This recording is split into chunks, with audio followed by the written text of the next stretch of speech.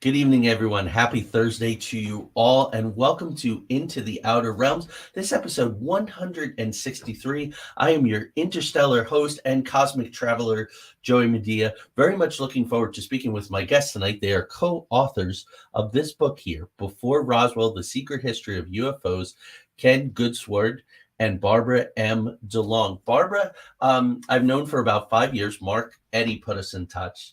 Barbara has a radio show of her own, and she'll talk about that. That's Nightlight. She and Mark Eddy. And Ken is a very prolific author and has some very provocative titles. So we'll have to find time to talk about that. But he has one, Fermi's Paradox is Bullshit. So there you go. It's out there. So we'll talk about that. The birth of the book is very interesting. It's a very thin book, if you can see. It cuts to the chase. There's not a lot of fat. There's not a lot of filler, which is wonderful. And it is simply a timeline book. And what's absolutely is astonishing is that it starts in 1947 with the Roswell incident. And I've been studying the Roswell incident, again, quite a lot. Look, there's seriously something to this. But what is interesting, and we'll talk about it tonight, and the true value of this book here, is there were 31 other incidents documented in 1947. How's that? That's a hell of a lot of weather balloons or whatever you want to call it. So I'm going to wind up try to not get too wound up tonight as we talk about things, is what I call the false disclosure and all of this business. So strap in. It's going to be an awesome time. Sort of a classic episode. I got my Roads Beyond the Known with my Bigfoot and my flying saucer on tonight. So let's just roll the intro and get right to it, because you're in for an amazing night, I guarantee.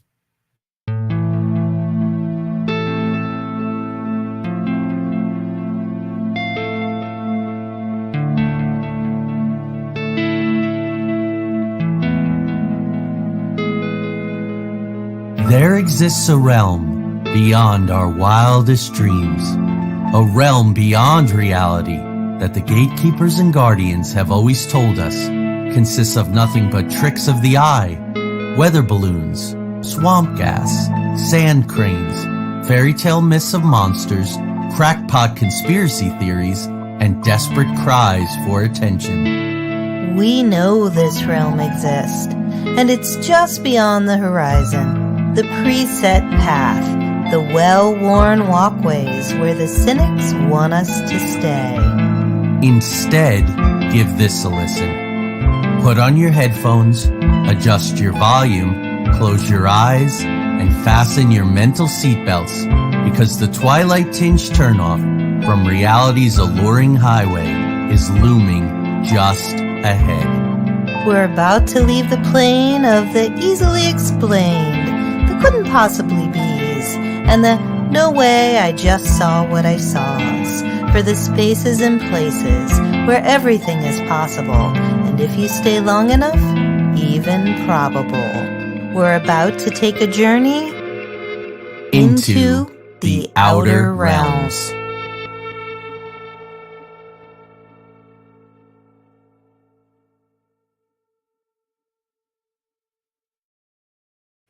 All right, so let's get right to the bios and bring our guests on screen.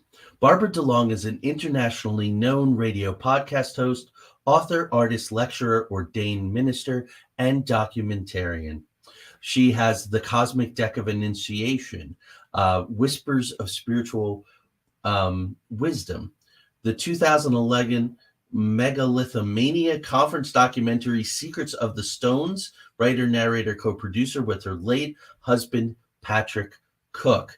Her radio podcast, Nightlight Radio, is intended to be just that, in a time when many are awakening to the gifts and talents that they carry within. Her interviews with authors and gifted individuals help others to gain insight into themselves, as well as the reality in which we dwell. She provides a platform for many to share the truths they have uncovered and the insights that can change our perception of the world in which we live. I'm going to put this on screen in a little bit. Good evening, Mark. So glad you're here, bringing everyone together as you do. Her website, barbaradelong.com, is a teaching site combining personal information and a plethora of spiritual material. Ken Goudsward is a systems analyst with expertise in industrial robotics, software engineering, and data design. He enjoys applying these skills to ancient Hebrew and Sumerian documents and the UFO phenomenon. His other books include Fermi's Paradox is Bullshit, UFOs in the Bible, Magic in the Bible, the Enuma Elish, the original text with brief commentary, the Atrahasis Epic, and 2 novels, Symphony of Destruction and Munchausen by Proxy for Fun and Profit. Pretty awesome. Also, the back, I just noticed, we were talking about Reverend Michael Carter. Mark, you put us all together. He did the back cover blurb. So let's please welcome our guest, Barbara DeLong and Ken Goudsward. Good evening, folks. Thanks for coming on the show. Oh, thank you. He mentioned, his bio leaves one thing out that's very important. He's also a very incredible publisher. Awesome. And Cool. and he published this book, and he's published my latest book, and he's more than a publisher because his artistic finesse is very, very obvious in everything that he puts out there. He puts something special in anything he publishes. Oh, well, that is good. That's an awesome commercial. So obviously your collaboration was very successful. You're still talking to each other, in this day and age when nobody talks to anybody after they work together. How did the collaboration to create this book come about? Well, actually, we have, among others, Mark Eddy to thank for it. And after we had met and everything, Ken was doing a book on UFOs. And he found that I had a lot of material on my website that actually came from my late husband's website, Petra Cook. And he asked if he could use it. And I said, sure, go ahead. And he called back a couple of days later and said, you want to write it with me? And I thought, why not? Most of the work's already done. How hard could it be? And that's we laugh over that one. And he did an amazing job of organizing the material and writing little blurbs, and he sent it to me, and I wrote more little blurbs, and then we both pontificated just slightly at the end of the book, and he published it. And the more I read it, the more I look into it, the more we talk about it, the more I am impressed with the material, not so much because I wrote something and he wrote something, but because he gathered it so beautifully and put it together so magnificently that it tells a story that most people are not aware of. And it's not that it tells the story of UFOs, but what it does is it shows how prior to 1947, almost all the reports were very general, very calming. There was no fear. There was no, the aliens are coming and, they're going to eat our children or anything like that. It was very gentle, like a farmer reports to the local newspaper. He saw this shield in the sky and it went around and it made funny whatevers. And then he went back and he milked his cows. I mean, it's none of the, they're coming to get us or anything like that. There's no fear. And the further back you go in time, the even more there's no fear. It's almost accepted things. It's not something that people are scared of or frightened of. And there may be a few people back there that were a little weird, but for the most part, it's gentle. It's all very it's almost like it's an accepted reality. And the further back you go, the more accepted it becomes. It isn't until after 47 that fear runs into it, and we have all these horror stories. So it was a very interesting journey for sure. That is a wonderful introduction. Ken, do you want to add anything to that opening statement? Well, I would just add a shout out to Jim Willis, another author friend of ours who actually introduced me to Mark Eddy. Maybe not directly, but he at least gave me Mark's name.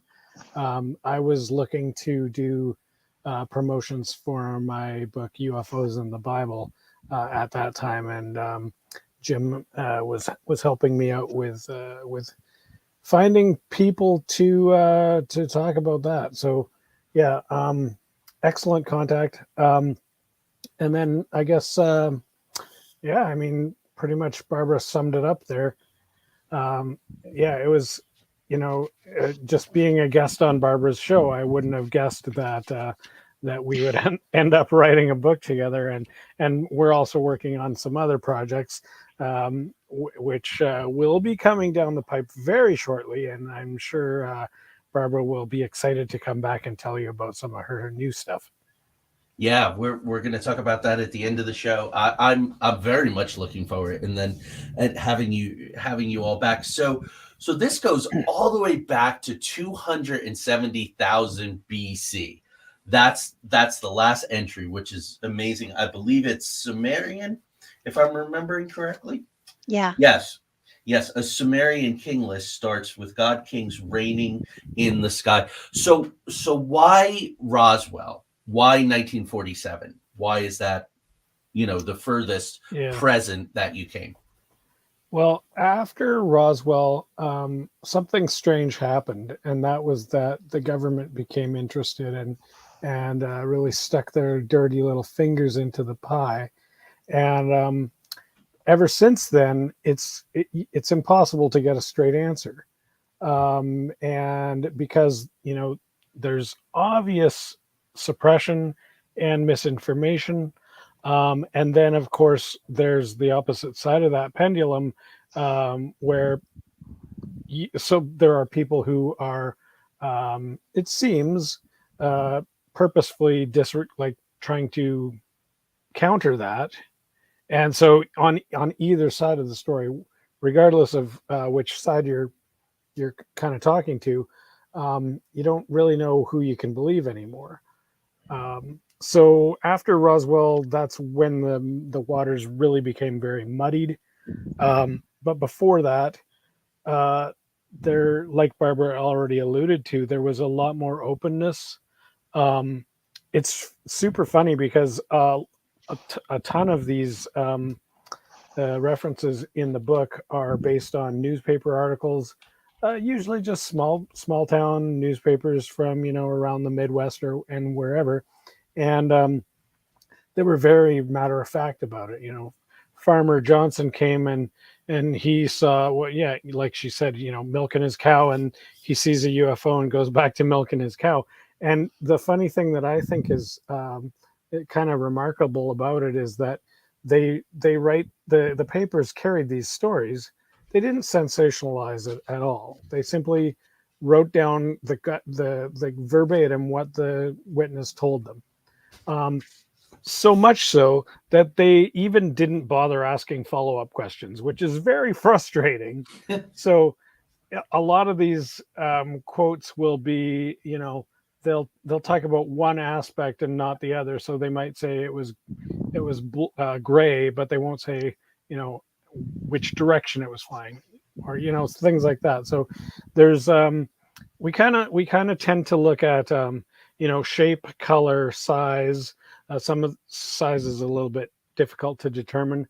Speed also a little bit difficult to determine. And then various kind of behavioral attributes, I guess you could say, like what was it doing? And so kind of those are the main 5 questions. But usually the reporters didn't bother asking any of those questions. They just took whichever 2 the witnesses seemed to focus on. Right. Amazing. So, okay, that's a terrific rationale. So, and we'll talk about disclosure and all of that stuff at the end, but I really want to talk about the book here itself. So, like, I was instantly surprised as I opened it and I started reading to find out that there were 31 other sightings, including Ken Arnold's Mount Rainier sighting, right, in 1947, which was in very, very close proximity. As were some others. Were you 2 aware of that, or was that something that you were really interested to find as well? I mean, I had heard about Kenneth Arnold, of course, but I had no idea about the other ones in that same year. Yeah, I hadn't either. Roswell, of course, but no, actually I had a UFO landed on my campus when I was in college in '66, and from '66 on, um, I've been sort of like fascinated with it, and kind of dive deeply every now and then. Hasn't been the main focus of everything. It became the main focus lately, but it's just it draws you in, and when you read the book, you think, "Holy crap!" I mean, there are over 300 sightings that we have in the book, and that's not all that are on the website. So the website covers sightings up to the year 2000. So it's a wonderful selection of very telling stories of everyday people that have seen everyday things, and UFOs happen to be one of them. Yeah, and you're rightfully so that it's very much everyday people. But as you go through the book, it's the future King George the Fifth and his brother. It's King George the Third and his wife, and all these guests at the birthday party of their 15th child. John Adams came out and said, yeah, comets have like travelers on them. They're like spaceships, sort of. Thomas Jefferson, sort of matter of factly, the Red Baron, just on and on and on. And you're so right about the matter of factness. Any theories why this all kind of exploded out around 1947? Do you have an opinion as to Well, what it maybe didn't. changed? It didn't really. I mean, Okay. nothing changed. The only thing that changed was perhaps the level of publicity. And really, that's only because the Army got involved and they started making a big deal about it. Well, Right. once the Army's involved, well, it is a big deal. Well, especially when they're trying to hide something and they do it so poorly. Yeah. Mm-hmm. Yeah. Yeah. I mean, that's right. It was a total communication breakdown to put out the press release and then the retraction. And then I think they learned a great deal from that. So so one of the interesting precursors, I guess, to Roswell or two was Cape Girardeau, right? Missouri. That was a very well documented. There's a lot of information on it, but it seems to have flown under the radar. And also, too, the 1942 Battle of Los Angeles, which is just absolutely stunning. Well, Barbara interviewed a guy who was at the Battle of LA. Oh, wow. So Yeah. maybe you can tell us a little bit more about that. And I wasn't even aware of that until afterwards when we started doing these shows. And then Barbara started saying some things that weren't in the book, and I was like, "Where's she getting this from?" Well, it turns out she'd interviewed a guy. Yeah. Well, actually, Patrick found him, and we interviewed him on Matrix Radio. And he was a child when it happened. He was a young kid, and he lived on the coast. And so when the sirens went off and the floodlights went on, and they told everybody to shelter in place, like any kid, he was at the window looking out, watching what was happening. And it was fascinating to hear him say, everyone was yelling, get down, and he was hanging out the window looking at this huge ship. And he said one of the fascinating things was that it moved very slowly. Second of all, when the floodlights went on it, and when the airplanes went up, and they were firing missiles at it, but the missiles exploded before they got anywhere near to the ship. So there was some sort of force field that it had. There was collateral damage because the shrapnel hit people on the ground who were out watching. And the next day, he and all of his friends went down to the beach and picked up pieces of the shrapnel, and the Army paid the kids for all the shrapnel that they found. Wow. Wow, that's something. So what's your position? It's not in the book, so I apologize if this is a little left field, but what's your position on the Nazis, Maria Orsic, the Hanabu, the everything from Mars and the moon and underground bases, and I do believe you talk about Operation High Jump, right? So that's Yeah. maybe a good place to start. What's your thought on that? We've talked a lot about that in the past couple of years on the show, but what's your position of the Nazis, UFOs, high jump, all of that? Ken? I'll let Barbara talk about high jump, but I will say that the Nazis did seem to be developing some kind of technologies that nobody else could understand. There's these bell-shaped flying devices. Like, we're speculating, but most people think it had something to do with anti-gravity. I don't have a strong opinion as to what was going on, but something was going on. And so then taking that as part of the evidence, and then letting that branch out to the other lines of evidence, there seems to be something strange. I'm not like 100% convinced about all of the, I'm not even aware of all of the various conspiracies or ideas or concepts or whatever. But I think there's a grain of truth in there somewhere. Well, yeah, and it all started with Admiral Byrd claiming that he had flown into Middle Earth, into Hollow Earth. And when he came back, the government slammed down on him really fast and said, "You're not to speak of any of this." And I think the one thing people have to realize, his navigator was with him. So he wasn't alone when this happened to him. His navigator was with him. And when he went into Middle Earth, when they took control of his plane, the ships that were around him had swastikas on them, and they spoke with German accents. So one would surmise that they were Germans. And so when he came out and came back home, he convinced the Navy that that there was something there, and they sent him, I can't remember exactly, the Armada. Okay, they sent him with 13 ships, 33 aircraft, 4,700 men. And they were going to wipe out the Nazi whatever that was down there under the ice. And they got down there, and saucer-type ships came out of the water and attacked them and defeated them. And the Armada turned around and went home.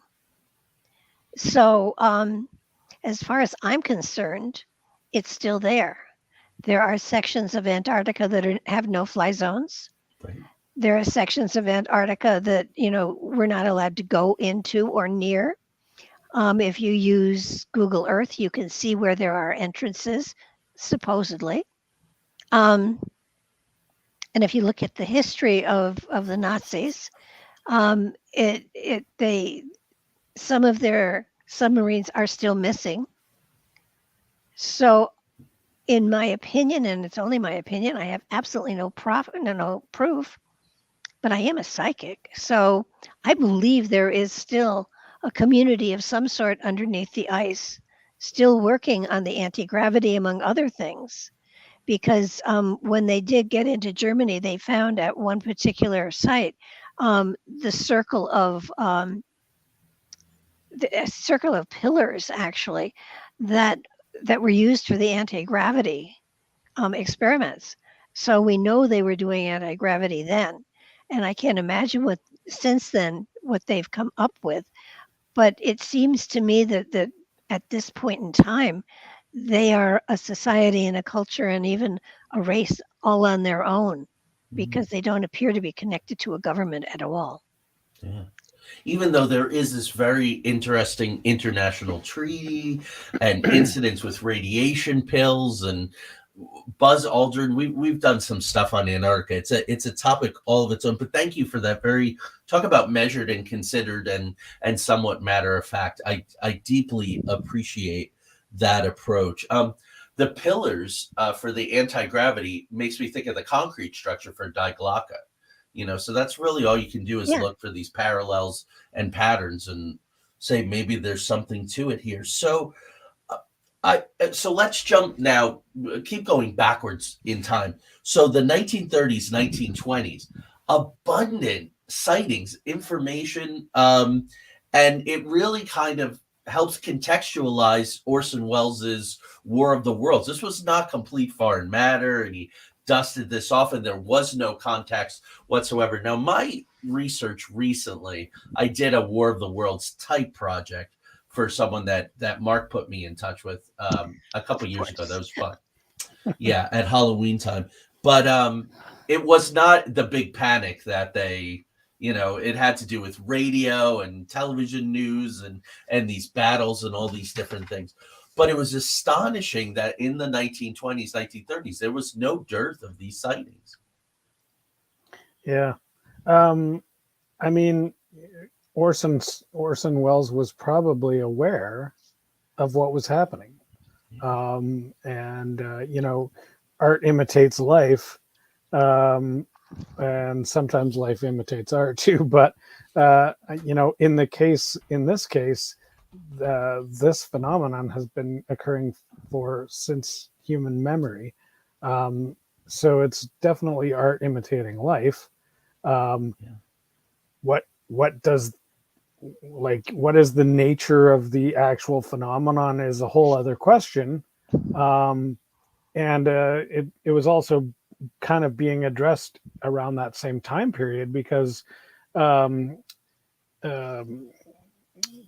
famous psychologist Carl Jung was very interested in ufology. His approach was, at first he assumed that it was a psychological state, and that these so-called eyewitnesses were describing something that was happening in their own mind. So he began to approach it with that kind of mindset that it was essentially fake somehow. But he wanted to understand the mechanism behind how that could work, because I mean it's not normal for people to just hallucinate or whatever, So he was really actively investigating what kind of psychological and perceptual mechanisms might be at play if that were the case.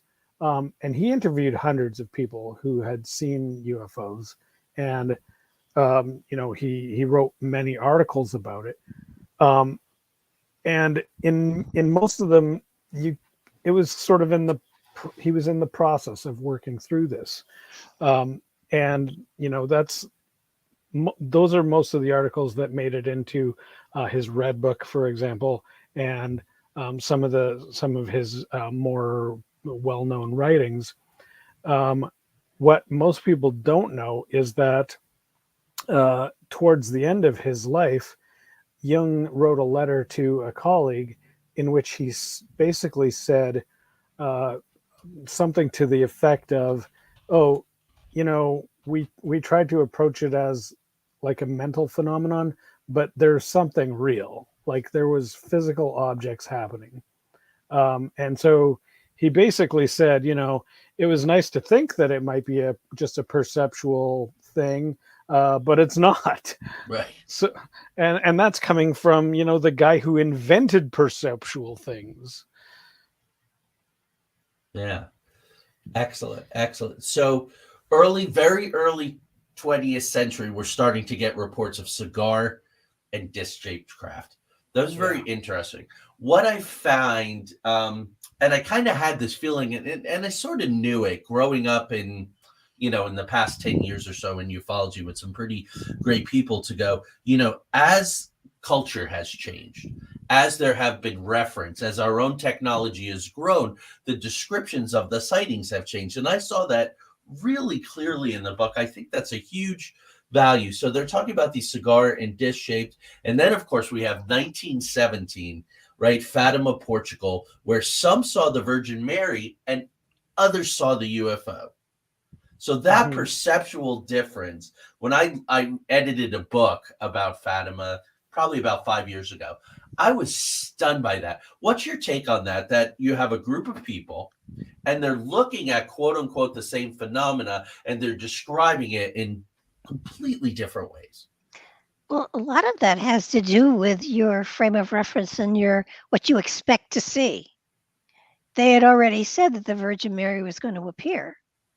So the thousands of people looking into this bright light saw the Virgin Mary. Excuse me. And in many ways, I sometimes play with the idea that actually what they saw was an egregore, was an energy that their perception created in a field of energy so that they saw what they expected to see. Right. But there still would have been something there that triggered that. It wasn't purely in their imagination. Well, yeah, the sun came close and then went back, and the sun did some great somersaults there too. Yeah, and it was raining, and when it was over, everybody was dry, and so was the earth. It is interesting, though, that some people saw it and some people saw nothing. Some people saw whatever different things. Barbara has a story about that as well. That happened to you, right, Barbara?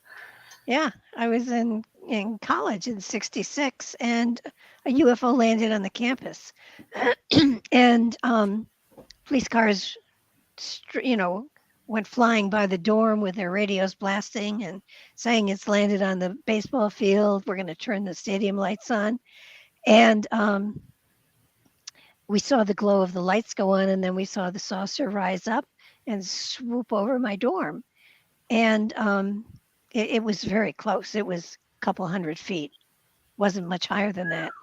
And some of the girls were screaming and running and hiding. Some of them were hysterical. Some of them were under covers, and what hiding under the covers and in closets didn't make any sense to me, but that's what they were doing. And I was just standing there watching this, and it was like, wow, that is so cool. And the person standing next to me didn't see it. So, it's kind of like, that's always from time to time question, did I see it or not? But I did. I was talking to a friend of mine also who, a good friend who I trust very, very, very strongly, who was telling me about two outstanding things that happened to him. One was a Bigfoot sighting, and the other was a UFO sighting. And they were out fishing. Him and his wife were fishing at a lake, a small lake. And he looked up, and right over the lake, there was apparently this big, he described it as sort of like an oval shape, almost like a tic-tac kind of a thing. And he said, it was about the size of a gazebo is what he told me it was the size. So say 10 or 12 feet. And it's just floating there. And it stayed there for a while, and then it took off. And so he told me, but we both saw it, but my wife doesn't remember seeing it. Right. Yeah. And I was like, what? So then later on, I ran into her and I said, hey, do you remember that, your husband was telling me about this UFO sighting? And she's like, yeah, I don't remember that at all. So like, what is it like really the men in black with their little pen? Is that really what's going on? I think it's level of consciousness. Yeah. I think some people are, it's like in Close Encounters of a Third Kind, when they were putting him onto the ship and they were saying he has no training, and they said, but he was invited. And I think it has to do with level of consciousness. You either have the consciousness that you'll accept it and want to learn more about it, or you have the consciousness where it's a maybe and you're terrified, or I'm not ready yet, I'm not going to look at all. Yeah. Do you think that is a form of spirituality, Barbara? Would you say, or is it different? Well, level of consciousness does have to do with spirituality. So yeah, I think so. I think that it's a matter of how closely are they connected to the spirit that they carry within. If that awareness is there, if the fact that they realize that they themselves are interdimensional personality or spirits as well, yeah, I think that if you understand that, you're going to look at a UFO a lot more differently than you would look at one if you thought that this was it, this was my one life, and this was all there is. Mm-hmm. So in the broadest spectrum of spirituality, yeah, I would say it would be spiritual. Yeah. Yeah. I think that's true. And I mean, openness, I suppose, is possibly another way to look at it. Like Sure. when I started writing my previous book, UFOs in the Bible, I was confronted with a lot of, well, I will say that they're facts. Now you can argue with me on that, I suppose, but there's a lot of things that came up in there that I was like, well, for one, I never knew this was in here, and had I seen it 20 years ago, I would not have been able to comprehend what it was saying because my mental framework was just so different, and I was expecting the Bible to say a certain thing. And I guess that kind of happens all the time. I mean, even if you're watching CNN, you're interpreting the story a certain way. I mean, obviously CNN is interpreting it a certain way too, but the news in general, we can interpret that in vastly different ways when we're talking about the same events. Right. Yeah, I mean the police will. There's so much to unpack. One incident, and we could do a whole hour on this.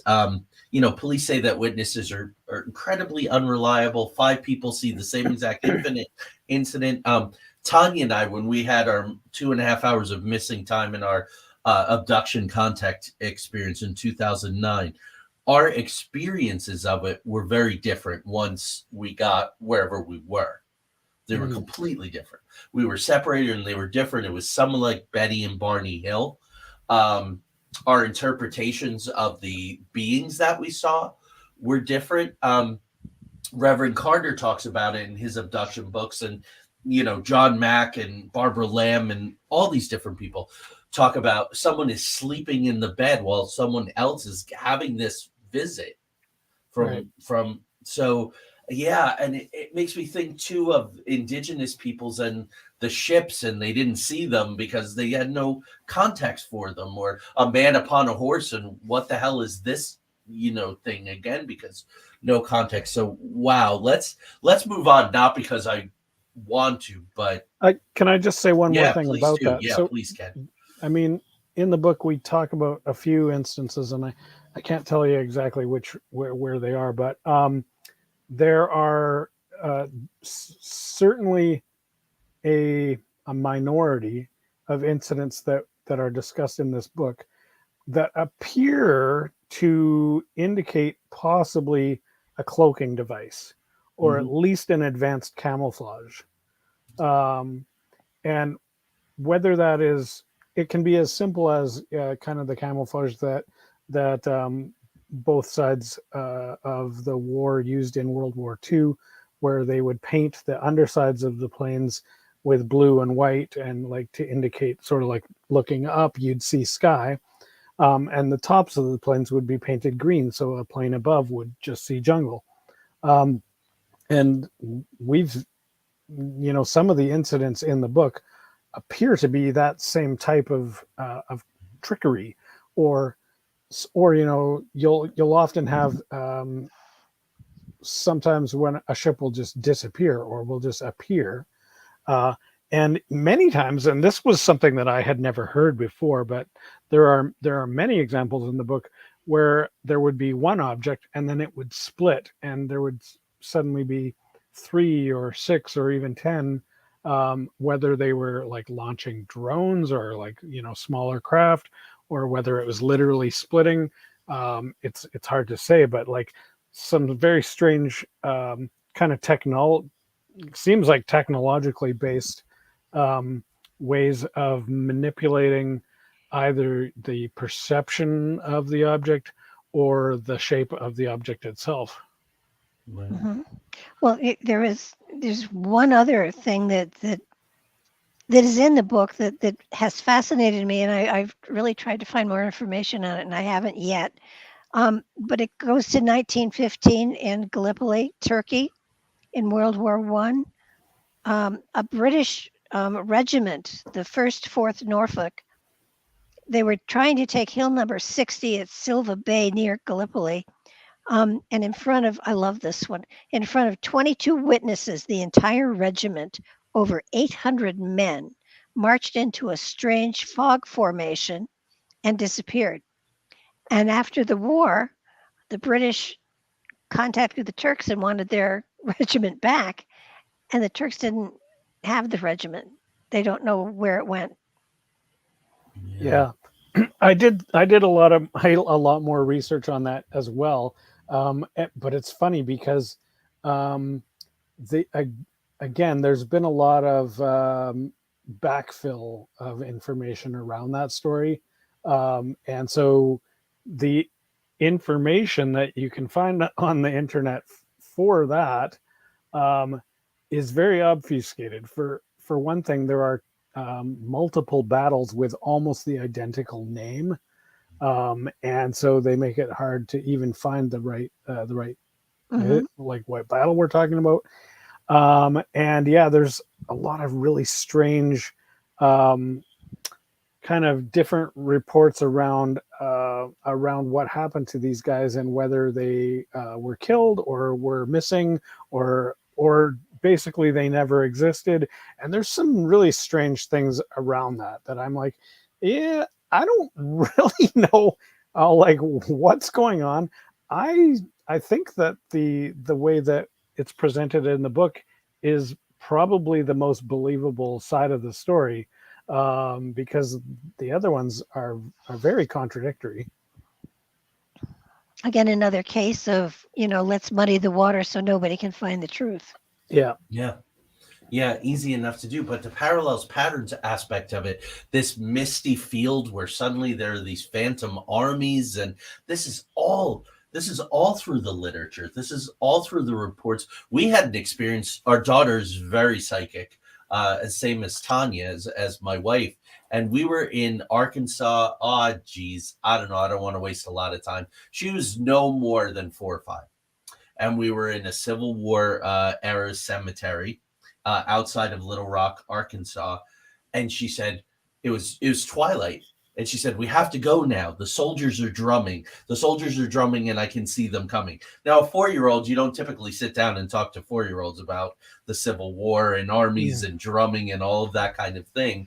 So that's very interesting, and all through the book there are these there are some cases of phantom armies. So that's exciting. Let's look at where is it here? Okay, so reports from school children begin to appear.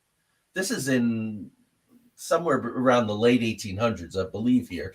And it really kind of foreshadows famous cases of Melbourne in 1966. Barbara, will you tell us where you went to college? Eastern Michigan University. Okay. Wow. So Michigan, 1966, just incredible. Pembrokeshire in 1977. And of course, Zimbabwe, 1994. James Fox, the documentarian, has done some wonderful work with these school children, especially Melbourne and Zimbabwe. That really feels like hard to push back on proof, where you have a group of 20 to 30 to 40 to 50, 60 school children who see these things, they draw them, and they're all very similar. why schools? Why school campuses? Or are the interdimensional beings or whatever they are going, well, if we can get the children to believe, is it a Santa Claus kind of thing? What's your thoughts on that, on these school incidents? Well, that's easy because children haven't been taught to be controlled yet. And so they're not terrified by something that's strange. Like, it's not strange to them. Everything is strange to them. So that they haven't been taught to be fearful, to be angry, to be mistrusting. And so, having a green person walk up to you or whatever is not a big deal. Right.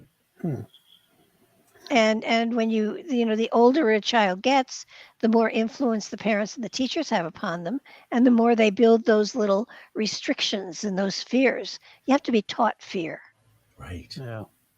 So, I can understand why they would be appearing before children. Look at Billy Meyer. Billy Meyer was 7 years old, I think, when he started his connections with Samyasi and all of the others. Yeah, Michelle says I had my encounter too as a child, and we've spoken to a lot of people. It began when they were children. Tanya, I believe, my wife, started to have some of these things when she was a child. So in the book, it's like, and now spotlight on, and I mean that in a respectful, wonderful way, the great airship flap of 1897. Tell me why that was like, let's put on the brakes. Let's kind of deep dive on this for several pages. Then we'll pick up with our timeline journey. Tell the audience basically what this is, a fascinating, weird kind of steampunky thing. I'm going to shut up. You take over. It is. It's super weird. Like for me, honestly, that was the first time I've heard of it. And there was just so much data here. I was like, how am I supposed to process all of this? But it very quickly became pretty obvious that this was one thing. This was one incident that lasted 6 months and spanned, I don't know how many states. It was in California. It was up in BC. It was over in Winnipeg. It was down in the Midwest. It was over to Chicago. Finally, they ended up in Texas. And it was kind of fascinating to me that as far as I could tell, nobody had really tried to like put it together in a chronology. So that's what I wanted to do. I like linear stuff. So really I started by looking at, okay, a lot of these accounts have a date for one. Mm-hmm. Now the date isn't necessarily when it happened, but sometimes it's when it came out in the paper. So I tried to sort of figure out when the things actually happened.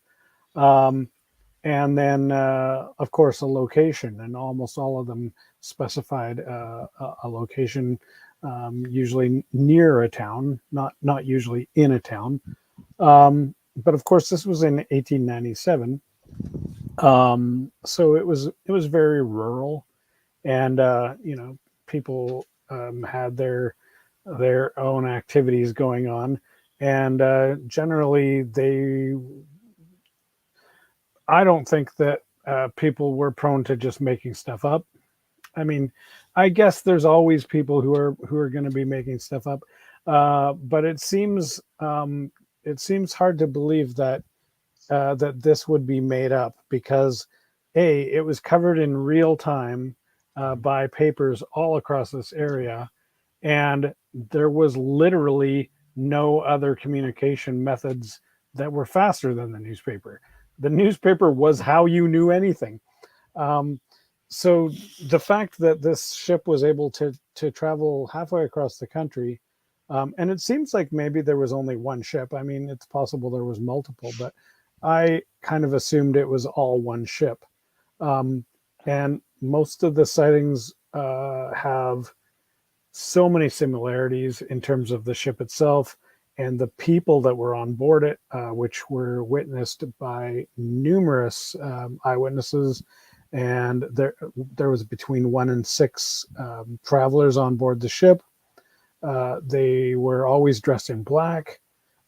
They often were seen speaking or heard speaking, whether speaking amongst themselves or sometimes even speaking to the witnesses, which I thought was fascinating. And especially at this early date, because there were like, they weren't just copying, whatever sci-fi. I mean, that's kind of a trope now, take me to your leader. This was before any of that. So it's really unusual. It's also unusual, though, that the craft was described the way it was, because it doesn't really fit the patterns throughout the rest of the chronology. It's a very different type of ship.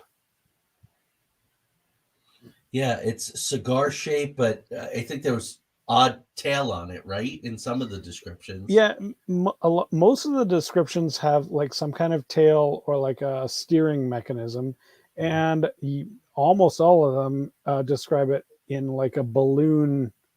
No, sometimes they don't necessarily say, but that because of the shape, or some of them are literally like describing it like a dirigible or a Zeppelin.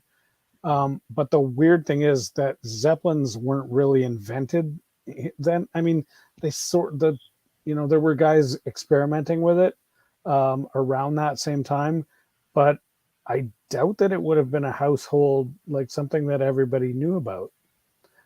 So it's really, really weird.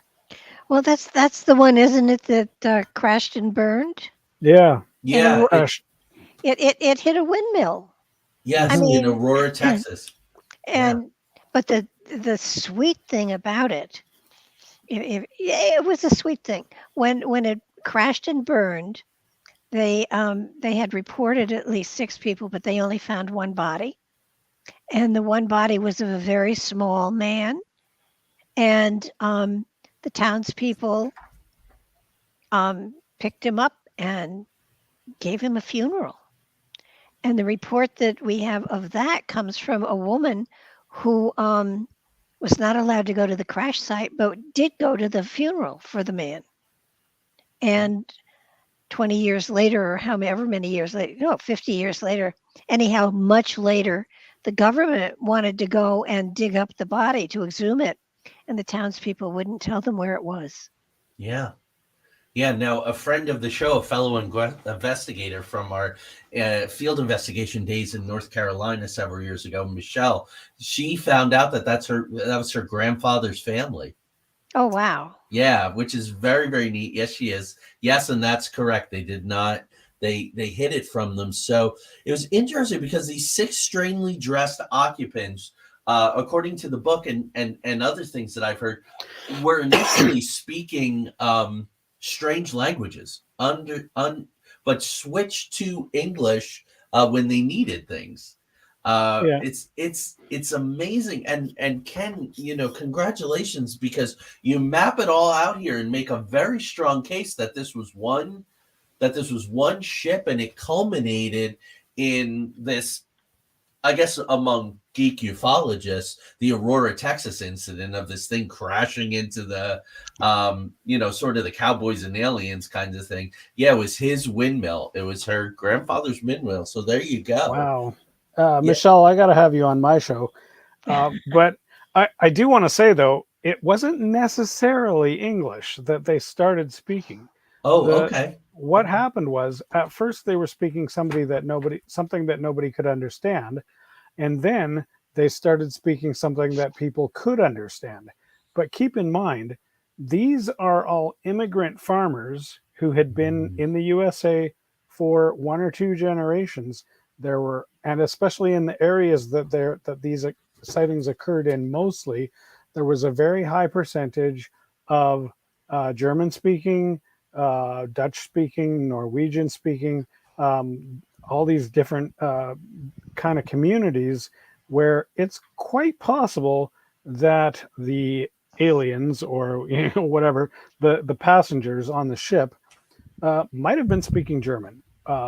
which again is a really nice tie-in for the Nazi connection, along Yeah. with the Aryan and the Pleiadian, aspect of things, which I know you mentioned Michael Carter, and he was telling me about his visitors, and at least one of them was of this Pleiadian type.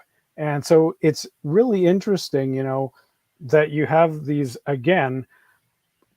consistencies among stories that are wildly different and taking place in wildly, very different times. Why is it that the patterns keep popping up? Yeah. If there was nothing to it. Exactly. So let's go. So as we get into the 1800s here, like I mentioned, King George V and his brother, they have this sighting in Australia when he's the Prince of Wales. No motivation at all to make up something like that, with the future of the crown. But it's interesting as we get into the 1800s. Now we're talking about things that don't sound necessarily like nuts and bolts crafts at all. Glowing wheels, shooting stars, pillars of fire. This pillar idea, through like the work of Andrew Basiago and people like this, and an eyewitness report that I gathered from Pennsylvania, these pillars of fire are potential portals. People see things come in and out of them. I thought that was very interesting. Thomas Jefferson is talking about in Baton Rouge, Louisiana, a bright red object the size of a house, the terrific explosion and the bright object. Edmund Halley and Wolfgang von Goethe, right? Very intelligent, very smart guys are talking about this. And then we have fireballs, dragons. Do you just think that's just context? If these are interdimensional travelers, because I want to save some time to kind of get your meta opinion on that. Are they just appearing in ways that the people will understand? Like, why this devolution of the description at this time? Well, I think they're describing them from their own frame of reference. Mm-hmm. Mm-hmm. And, it's very much like Arnold, who said it was like a saucer. He had nothing else to describe it by. So that I think it has to do with what you have in your own consciousness to relate it to be able to describe it. And as far as, when you look at it in the different ages that it goes back, they're on the walls in France and, 14,000 years ago, there are saucers. So that they may not have described it as a saucer, but they depicted it as one. Mm-hmm. Great point. Yeah, and there's always, even amongst all of these things, there's still consistencies. You have wheels, you have globes, you have stars. They're all round, right? Yep. Even saucers are round. They're just flat on one side. And the wheels is a really interesting thing. Because again, there's a strong biblical connection with that, as well as the pillar, obviously, which is, I find that the pillar of fire fascinating, because that is a UFO encounter that lasted 40 years. And not only that, but there were thousands, if not millions, of people following it every day. Like literally just walking around. Like, what is happening here? That is a great point. How about the mysteries around the Black Plague, right? In the mid 1300s, 4 years, the Black Plague. Hooded figures wielding mist, spraying size. Again, a column of fire above the Pope's palace. What do you make of that? In my book, Fermi's Paradox is Bullshit, I talk a little bit about the weird things that we have been finding lately in asteroids and comets and meteors. And there's biological material in there. Now, to be clear, I'm not saying that there's like living animals or even fossils, but stuff that could be part of a fossil, but is certainly organic matter, or at least the precursor to organic matter. Far out in the deep reaches of space, we have identified using a whole bunch of high-tech stuff that I don't even pretend to understand in terms of methodology. But there has been found traces of organic material in between the stars, and even in nebula, which are typically thought of as star nurseries.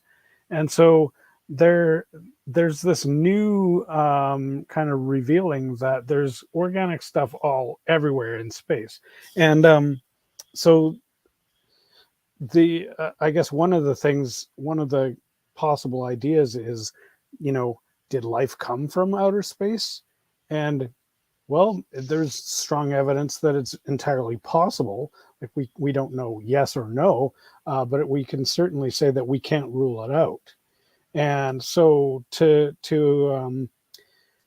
equate these flying objects as to correlate it with instances of plague is not entirely fanciful, because if you want to take a purely scientific approach, and you don't even have to involve UFOs, you can just assume that a comet or an asteroid shooting star essentially came in and ejected material as it burned up in the atmosphere, which was whether through whatever process became toxic to those exposed to it, or perhaps they were literally living viruses that came aboard there. So that's one way of kind of interpreting that. How about this? Do you put any stock in the hooded figures wielding the scythe spraying mist, or the mist spraying sides and all that? I mean, who knows what those guys were there for? Are they the men in black, right? Yeah. Very good point. Very good point. I was fascinated in the book from 1078 to 1332. All right. So we're talking 250 years. All of the reports in the book, every single one, were from either England or Japan. Yeah. In a 250-year period. I found that astonishing. Did you pause on that? Did you try to work it out? Was it? I mean, that could be simply because that's where our information happened to come from. Right. Like in terms of, do we know that they weren't happening anywhere else? Well, I certainly don't know that. Right. Well, I think too it has to do with newspapers, because that's almost all of the reports we've got are from newspapers, Mm-hmm. or learned people who have kept a record of something and written it down. And when you go to, South America has had sightings forever, but again, no newspaper articles. Currently, certainly there are a lot. But if you go back in time, probably, they don't have the same kind of recording system that we do. And the only reason we've got the Sumerian stuff is because they found the tablet. Yeah. Yeah. And translation is a big factor too. I mean, there were people interested in translating Sumerian documents. At certain points in history, there were people that were interested in translating Japanese documents. And then the English ones are already in English. So those are the ones we know about.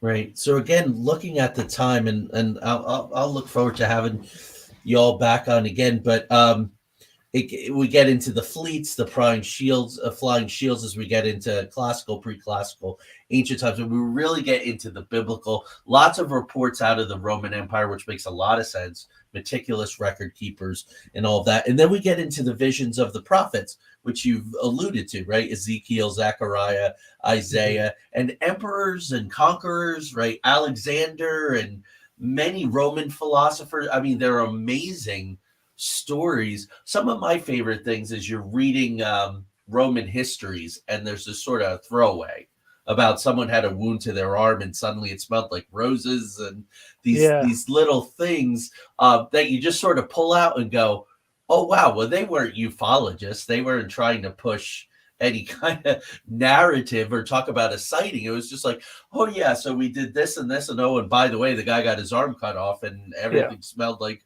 roses. Yeah, and those were historians that were writing. Yeah, it. exactly. Their job was to capture what actually happened. Yeah. Yeah. So does this all, what's your take on, you know, and with respect, of course, from me, Reverend Carter has been on Ancient Aliens numerous times, right? Mhm. So from, you know, from the Giorgios to the, I would say more serious people, and of course, Chariots of the Gods. Even if that show has sort of made some of that ludicrous and easy to laugh at, here, I'll put this up because you mentioned it. Special. This is Aztec carving, right? It looks like someone in a space capsule. I mean, it does, but it doesn't. It's that one is to me very perceptual based.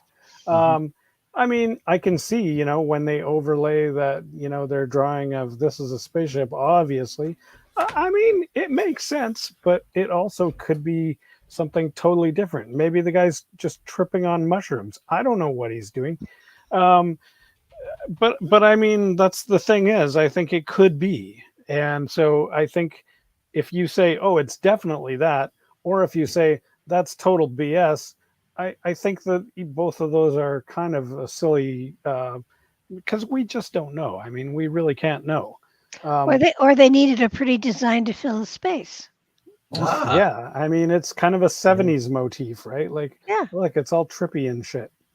Yeah, it you know, I just finished Graham Hancock's Supernatural. Just an absolutely mind-blowing book, and basically talking about the fairies, but this kind of thing, and mushrooms and all kinds of hallucinogenics, and that's where the cave walls come. And Graham Hancock is one of the great masters of going, well, exactly like you are as well, and my feeling too, to go, yes, it's definitely this is a mistake, to dismiss it completely out of hand, but simply to look at the parallels and the patterns. So with that in mind, you have, it's only a handful of pages, but it's highly provocative. And as a fiction writer, and Ken, I know you're a fiction writer as well, you say in the back matter that these fiction writers are really contributing to the disinformation, the misinformation. Can you talk about that perspective and where you're coming from with that? Did I say that? I think I did. Okay. Oh, okay. I mean, honestly, I think, I mean, there's truth to that, but also the opposite is true. Whereas science fiction writers, especially, well, and even any kind of fiction, it really, you know, they're able to say things and put things out there, and they're going, hey, it's just a story. And yeah, it is just a story. But I think that genre allows you to say things that you're kind of floating them as if they really are true. And maybe that's because they are, and maybe the author knows that, or somehow suspects it, or is just trying to play around with the idea, or what if, right? I mean, what if is a really good question. Yeah, I mean, I think that maybe in some respect, it's beneficial to forget that we know everything, and to say, well, what if everything we know is incorrect, or what if there's a different way of looking at this, or just whatever. I mean, when I'm reading sci-fi, especially the ones I've read lately, it's there's a lot of things where I'm like, oh, this whole book is a true story. Yeah. Well, you know, a lot of times too, history is written by the victors, and I mean, there's. I want to bring up the Dropa stones too. In 1938, they were discovered in China, border between China and Tibet. And long story short, there were some stones in there that had grooves, and in the grooves were glyphs, and the glyphs told the story about a spaceship that crashed could not be repaired, and so the people had to, stay here and live and sort of merge in with the indigenous peoples. And what's fascinating is that these people were very small people. They were only about 3 feet high, and there is a Dropa tribe in that area that are only about 3 feet high. Oh. And that's basically the same story that the Sumerian myths tell, although that's not normally the way that it's depicted, which is why I decided that I had to do my own books about it. And then, honestly, now this really blew my mind. But when I started looking at, after I did UFOs in the Bible, I was just looking at other stuff in the Hebrew text, and I stumbled across in Job 38, which is a pretty obscure book and a very obscure chapter within that book. The whole chapter, actually 2 chapters, is actually, when you look at the Hebrew and translate it according to what the Hebrew words mean instead of what we think is happening in the narrative, those 2 chapters are actually Yahweh, one of the primary characters in the Bible, telling Job and these other guys this exact story about how people came to Earth and the trouble that they got into when they arrived. It's insane. That's in the Bible. So I'm actually working on a whole new project called the Bara Foundation, where we are working on a fresh translation of the Hebrew Bible that is alien friendly. That's awesome. I think it's in one of Michael Carter's books where they're talking about the Elohim, and that's a total mistranslation. Yeah. And when you it could, so I'm really looking forward to that. Is that Bara as in Michael Bara? Well, it's spelled the same. His name is probably comes from the Hebrew word, I imagine. Gotcha. But yeah, BARA.foundation. That's our website. Cool. Wow, that's awesome. Thank you for doing that work, because it's so important. So, foundation. Okay, let's see. So we're already at the point. Folks, get this book. I'm going to wear this out, and I'm going to have to order another one in 4 or 5 years. I'm telling you, because this is it's really helping me. I'm working on this mega project, and I'm trying to figure out what form it's going to take, because it's too big for a book now. Parallels, Patterns, and Pathways.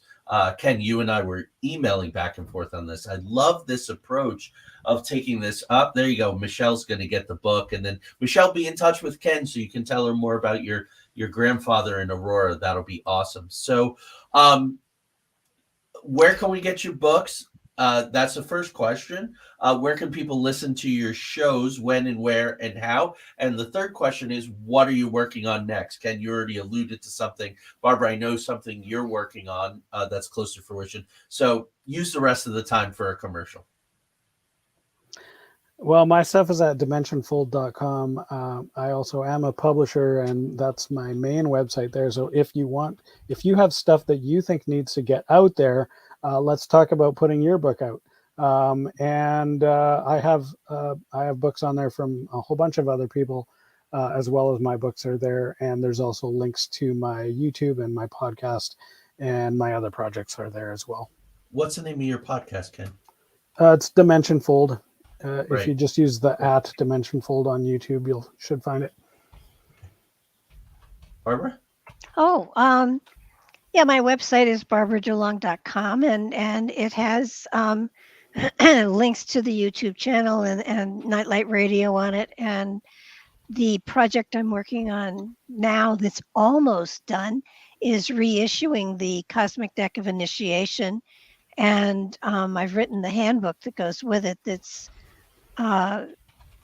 very in-depth. And it's basically a course in spiritual development masquerading as a deck of cards. And it's a beautiful book too. It really is. Well, Ken did a great job with it, and he took the deck of cards and he transposed them onto a hexagon shape because the original shape is no longer available. So we are reissuing the Cosmic Deck of Initiation, but it's the same painting. So if someone has the round deck, the book goes right along with the round deck as well as the hexagon deck, and it's an amazing journey through different levels of consciousness within the human condition, and it sort of maps out from birth to death the evolution of the spirit within this, and within each evolution. And it gets into some very heavy duty spiritual material, like where does spiritual DNA come from, and how is it integrated into the human form. And it was a fun book to write. It was a lot more work than I thought it was going to be, but Ken has made it look beautiful. Oh, that is great. Well, folks, I'm going to let you know that I am going to deep dive into the Cosmic Deck of Initiation when the reissue comes out. We'll do a book review. We'll have Barbara back on the show, and I'll kind of report to you all how I do with it. It's time for me to, through the pandemic and all, I sort of cut the silver thread a little, and really sort of just got very working on my work, and not materialistic or anything, but I think that this is a message to get back in and reconnect to silver thread. So I'm looking forward to it. The audience is over the moon. I could talk to you both forever because you do your homework and you're not putting a lot of gloss or a lot of, no, it's only this and beware. And just 30 seconds each of you, what's your take on this whole government disclosure movement? I live in Canada, where we don't really have any of that, and honestly, I'm a little bit out of the loop in terms of what's been happening very recently. Okay. But I'm sort of a little bit aware, I guess, and in terms of the work of Stephen Greer and the Blink 182 guy. Tom DeLong. Yeah, Tom DeLong. And, I think that those guys have no relation. Right. No, those guys have done great work, and we would not be in the position we are in now without the groundbreaking stuff that they did. So I guess that's all I'll say about that for now. Canada's been a lot more open, right? You've had some, if not prime ministers, high-level people who have said, yeah. we've talked to them, they've landed, we've communicated. Yeah, one of our Minister of Defense, Paul Hellyer, yes. who was in the position for a long time, and he's definitely a UFO believer. Although, having said that, some of the things that I've seen him say, I'm not sure that he necessarily did his homework to the level that I would be satisfied with. So maybe he leans a little bit more onto the believer side.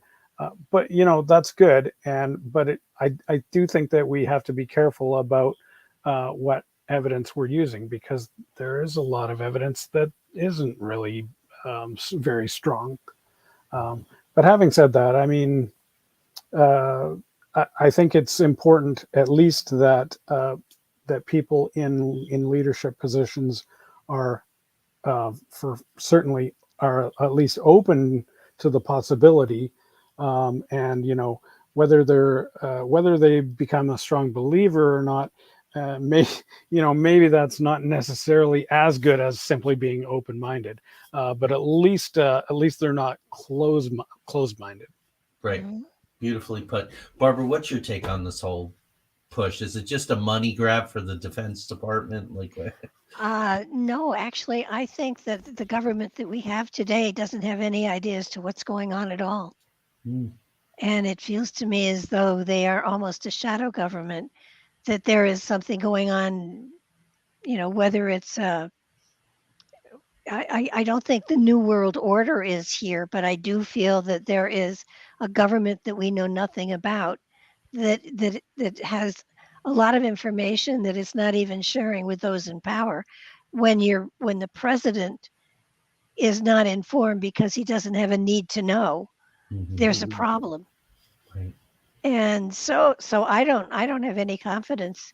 at this moment in time in our government at all. I'm waiting for the shift and the change that feels like it's coming about. There you go. Well, that's a good, keep our vibrations high, keep our energies clear. Thank you both so much. I've really enjoyed this. I look forward to future conversations. Mark, thank you for putting us all together. You're an angel. Everyone, I'll see you next week. Craig Ansel and I are going to be let's see, let me look at my notes here. Number 16, episode 16 of our Sinister Mysteries. It's not so sinister. We're going to do Pine Gap in Australia, the Australian Area 51. So kind of a thread here. So thank you all. Have a great night, and